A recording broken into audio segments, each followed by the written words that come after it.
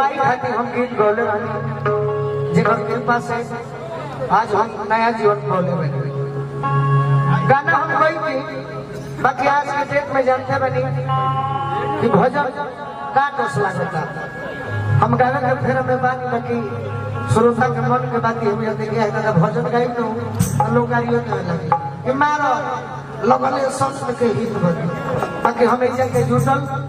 guardian बड़े भाई के धन्यवाद कि गाना सब सुनले भाई तो कैसे हम आग्रह करब कि हम भाई खाती है भाई खाती जेकरा भी दोनों हाथ हुई माता बहन भाई चाचा नौजवान भाई एक बार दोनों प्रेम से अपन हाथ खड़ा कर प्रेम से दोनों हाथ में जाए तो नहीं खड़ा कर मेरी माता बहन जाएगा दोनों भाई बड़ा ऐसे तेरी नहीं करे राजन भैया हाँ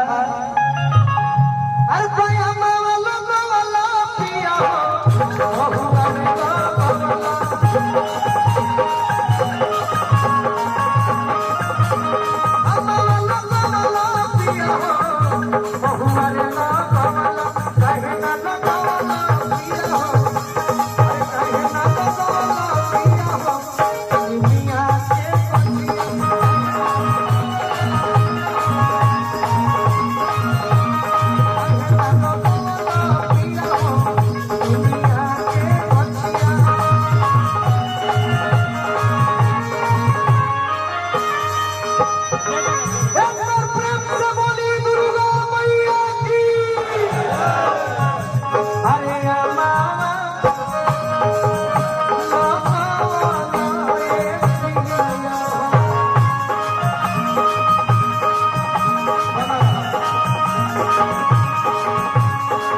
भैया और चिंकू भैया की ओर से सहारा खातिर से बात करना लेकर के कामयाब रखे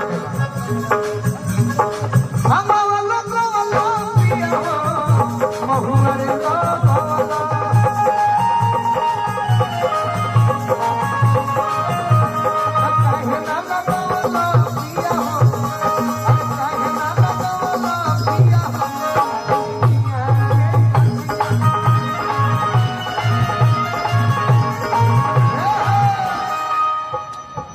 गाना में ही एगो भाव है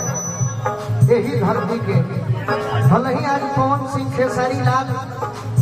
कितने स्टार हो गई है बाकी भोजपुरी के ओरिजिनल सुपरस्टार भिखारी चाचा रहो उनके गीत गाओ प्यार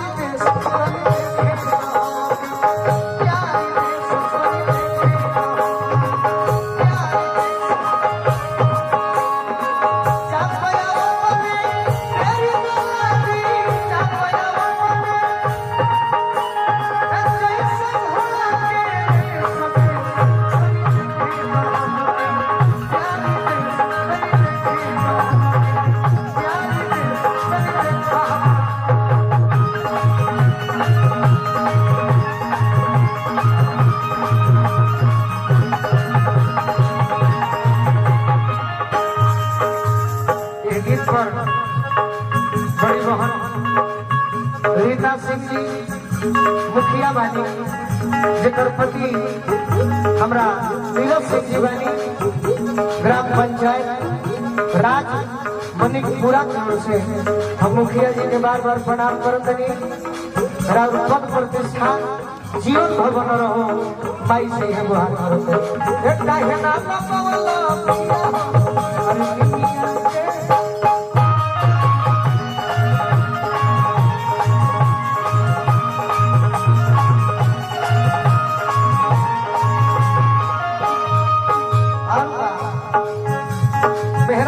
मरद के समझा के बहुत है निमिये हो घरवा माई के निमिये दुआ